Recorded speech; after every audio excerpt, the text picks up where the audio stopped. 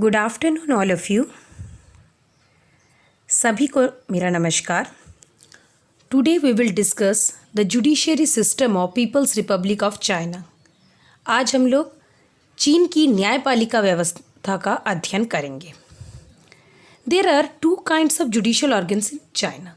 चीन में अगर हम देखें तो वहाँ दो तरह के जुडिशियल सिस्टम हमें मिलता है। एक तो पीपल्स कोर्ट का प्रोविज़न है और दूसरा people's procuratorates. It is an office of administration, judicial administration. जो बाय लॉ जुडिशियल ऑर्गन्स के लिए ये प्रोविज़न है कि उनको इंडिपेंडेंट रहना होगा from the executive and from the you can say that they must be responsible to the people's court। यहाँ पर माना गया है कि एग्जीक्यूटिव से तो वो इंडिपेंडेंट रहेंगे यानी स्वतंत्र रहेंगे, लेकिन पीपल्स कोर्ट यानी नेशनल पीपल कांग्रेस और उसकी स्टैंडिंग कमिटी के प्रति उनको जवाबदेह रहना पड़ेगा। इसलिए जो जुडिशरी क्रिएट होती है, इवन उसको रिपोर्ट भी है वो भी सबमिट करना पड़ता है to the Congress. It means NPC at national level and state congresses at the units level.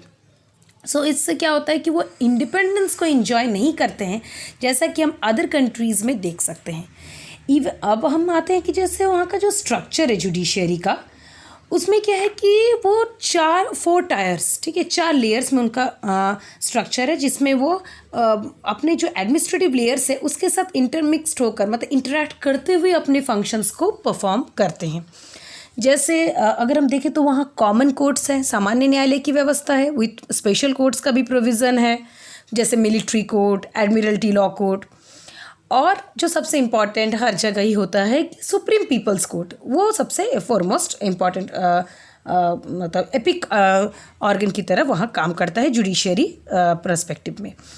जो सुप्रीम पीपल्स कोर्ट के जो प्रेसिडेंट है उसको इलेक्ट करता है, उसका चुनाव करता है द एनपीसी यानी नेशनल पीपल कांग्रेस, वहाँ की संसद, और वो 2 कंसेक्यूटिव टर्म्स सर्व कर सकता है, उससे ज़्यादा उसको राइट नहीं है। जो लोकल जजेस है उनके कॉन्टेक्स्ट में भी है कि लोकल मतलब यूनिट लेवल्स पे जो काम कर रहे हैं उनको भी लोकल कांग्रेस के थ्रू ही उनको अपॉइंट किया जाता है। अब बात आती है कि ये जो प्रोसीडिंग्स है, इस प्रोसीडिंग्स में जो प्रॉब्लम ये है कि जो कॉमन कोर्ट का ये जो प्रैक्टिसेस है, अब जब हर जगह लेजिस्लेचर का इस तरह से सुपरविजन रहेगा तो how much independence they will enjoy, that came into question. अब आते हैं कि जो कॉन्स्टिट्यूशनल प्रोविजंस है, जैसे कि पीपल्स कोर्ट का जो ऑर्गेनाइजेशन का लॉ है, जो उसका कंस्ट्रक्शन का लॉ बना है, इसमें है कि सारे सिटीजन्स को वोट का राइट होगा और वो इलेक्शन भी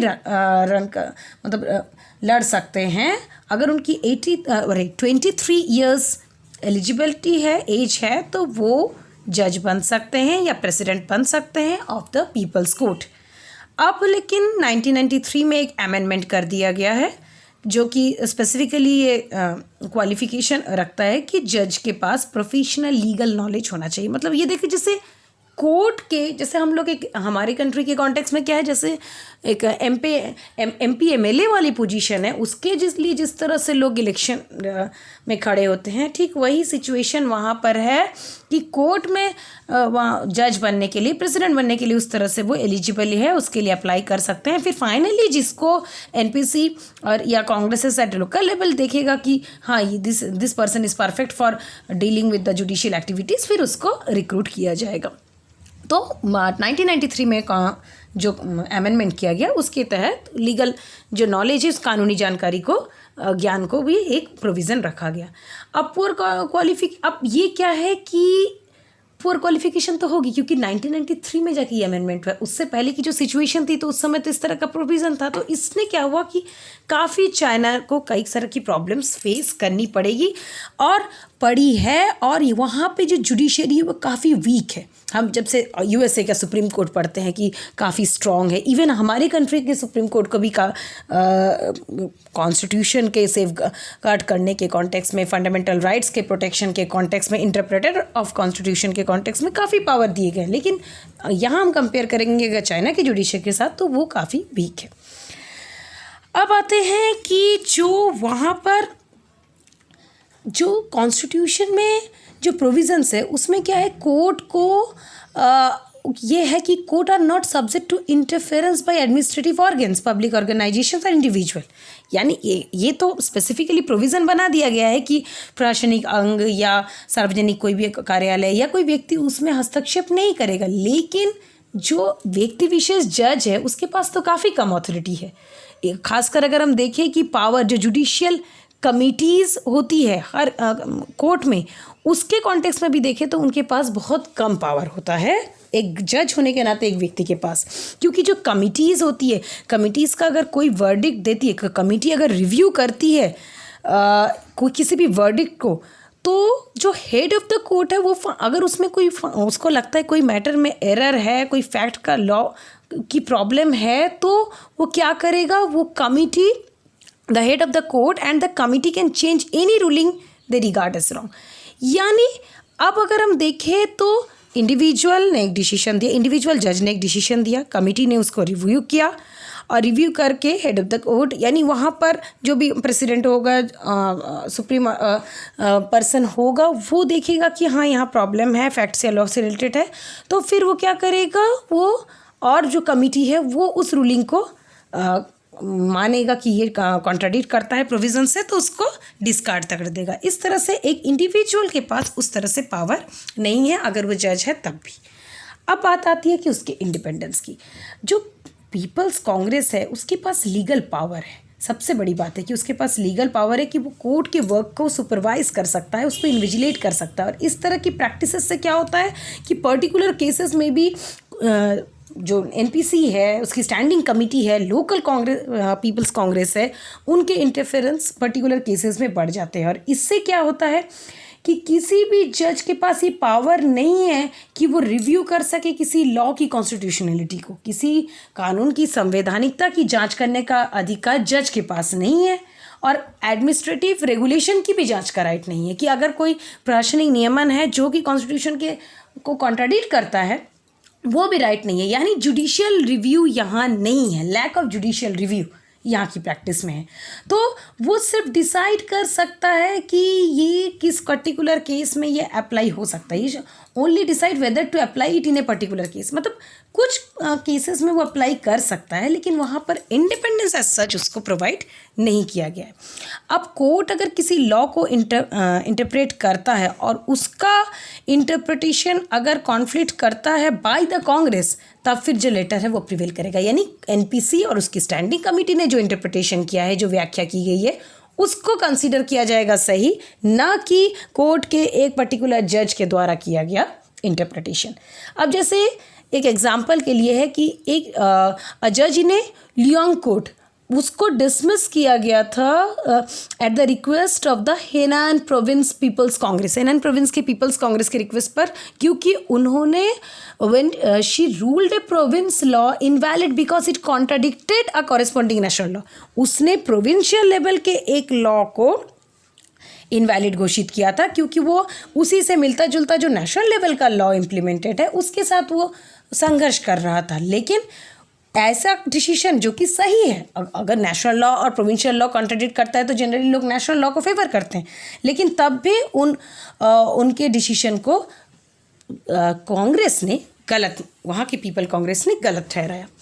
अब थोड़ा सा अगर जुडिशियल जुरिडिक्शन के कॉन्टेक्स्ट में देखें, जो प्रोविजंस कुछ स्पेशल है कहीं कहीं के लिए, जैसे हांगकांग और मकाओ के कॉन्टेक्स्ट में हम लोगों ने पहले ही स्टडी किया था कि किस तरह से उनको थोड़ी बहुत ऑटोनॉमी प्रोवाइड की गई है, कि इनको इंडिपेंडेंस है, कि उनका इंडिपेंडेंट जो लेजिस्लेटिव बॉडी भी है, जुडिशियल पावर्स भी है। लेकिन अब बात है कि चाइना में मिलने के बाद उनको दिया तो गया है, लेकिन अगर standing committee of national people Congress ये डिसाइड करती है कि वो हांगकांग के बेसिक लॉ को इंटरप्रेट करने का पावर उसके पास अभी भी बना हुआ है, यानी वो फाइनल डिसीजन मेकिंग अथॉरिटी वो बनी हुई है। और लोकल कोर्ट के पास ये पावर है कि वो इंटरप्रेट कर सकता है कुछ प्रोविजंस को, लेकिन वो क्या है, वो उसके रीजन की, उसकी ऑटोनॉमी के अंतर के एरिया तक ही लिमिट है, उसके बाहर का वो नहीं कर सकता। इवन 1999 में भी एक एग्जाम्पल लेते हैं कि एक डिस्प्यूट हुआ था, उसमें कोर्ट ऑफ फाइनल अपील एक रीजन के और स्टैंडिंग कमेटी के बीच में एक डिसीजन को लेकर डिस्प्यूट हुआ था और उसमें स्टैंडिंग कमेटी ने जो डिसीजन दिया वो प्रिवील किया। और इस तरह से जो हांगकांग की जुडिशियल इंडिपेंडेंस की बात की जाती है सो कॉल्ड, वो प्रैक्टिकली कितना है, ये क्वेश्चन मार्क इस पर पड़ता है। अब आते हैं, इसको सम अप करते हैं। इससे पहले जो एक और जो कोर्ट के प्रोसीजर में पीपल्स प्रोक्यूरेटरेट्स की हम चर्चा किए थे। ये पीपल प्रोक्यूरेटरेट्स क्या है, ये अलग टाइप का जुडिशियल ऑर्गेनाइजेशन है जो कि चाइना में हमें देखने को मिलता है। यहाँ क्या है, ये state organs for legal supervision है, यानी जुडिशरी ठीक से काम कर रही है कि नहीं, स्टेट का ऑर्गन, एक ऑर्गन उस काम को देख रहा है वो ठीक से काम कर रही है कि नहीं। और इसलिए ये एक तरह से क्या है, मतलब ये एक तरह से कोर्ट है जो अपॉइंट भी किए जाते हैं और अकाउंटेबल भी रहते हैं टू द कांग्रेस। यानी ये अपॉइंट भी करते हैं, एनपीसी करेगी और वो अपनी रिपोर्ट्स भी कांग्रेस को देगी। और कॉन्स्टिट्यूशन में जो 35 में जो आर्टिकल में प्रोविज़न है कि कोर्ट है, प्रोक्यूरेटरेस है, पब्लिक सिक्योरिटी के सारे ऑर्गन हैं, उन सबको कोऑर्डिनेशन के साथ काम करना होगा और चेक एंड बैलेंस भी एक दूसरे के साथ करेंगे ताकि प्रॉपरली वो लॉ को इफेक्टिवली इन्फोर्स कर सके, लागू कर सके। पर यहाँ बात आती है कि क्या ये कोऑर्डिनेशन और जो चेक एंड बैलेंस की बात की जाती है, checking each other work at the same time, तो ये क्या पॉसिबल है जहाँ पे हम देखते हैं कि इन्हीं एकदम कोर मतलब एपेक्स पर कम्युनिस्ट पार्टी का कंट्रोल है, उसके नीचे एनपीसी का कंट्रोल है, पैरेलली इधर मिलिट्री और का कंट्रोल बना हुआ है एक्स्ट्रा। तो इस तरह की सिचुएशन में क्या ये ऑर्गन, स्टेट ऑर्गन्स उस तरह से इंडिपेंडेंटली काम कर पाते हैं? तो एक पॉइंट बहुत इंपॉर्टेंट है कि जितने भी ब्रांचेस है उन सबको सबऑर्डिनेट रहना पड़ेगा कम्युनिस्ट पार्टी के पॉलिटिकल और लॉ कमिटी के तरफ, उनका जो भी एजेंडा है। और इसलिए ये नहीं कहा जा सकता कि ये ब्रांचेस पूरी तरह से इंडिपेंडेंट होकर काम कर सकते हैं। जो भी प्रोविजंस है वो प्रोविजंस को वो according to the manifesto of the communist party ही उनको वर्क करना होगा। Thank you.